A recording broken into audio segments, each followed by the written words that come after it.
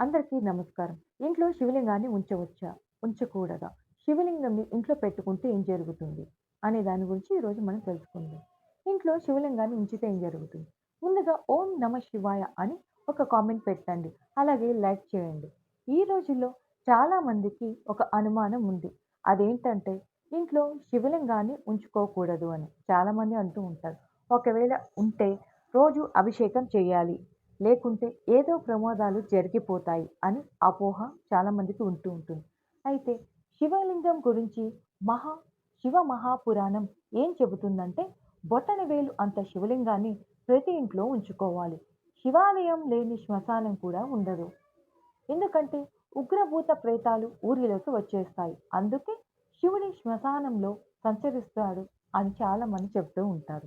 శ్మశానంలో కూడా శివలింగం ఉంటుంది. శ్మశానంలోనే శివలింగం ఉంటే ఇంట్లో ఉండకూడదా? ఎవరు పడితే వారు ఏదో చెబుతూ ఉంటారు. ఎందుకంటే వాళ్ళ అర్ధజ్ఞానంతో వాళ్ళు వృద్ధిలోకి రారు. ఇంకొకరిని వృద్ధిలోకి రానివ్వరు. ప్రతి ఇంట్లో బొటనవేలు అంత శివలింగాన్ని తప్పకుండా ఉంచుకోవాలి. ప్రతిరోజు మంచి నీళ్ళతో అభిషేకం చేయాలి. లేదా ఒక కొత్త వస్త్రంలో నీళ్లను వడకట్టి ఆ నీళ్ళతోనైనా అభిషేకం చేయాలి. ఒక్కోసారి చెయ్యలేని పరిస్థితిలో ఉంటే అభిషేయం అభిషేకం చేయకున్నా పర్వాలేదు. అభిషేకం చేసేటప్పుడు మహామృత్యుంజయ మంత్రం చదవచ్చు. లేదా ఓం నమ శివాయ అంటూ స్మరణ చేసినా సరిపోతుంది. Thank you for watching.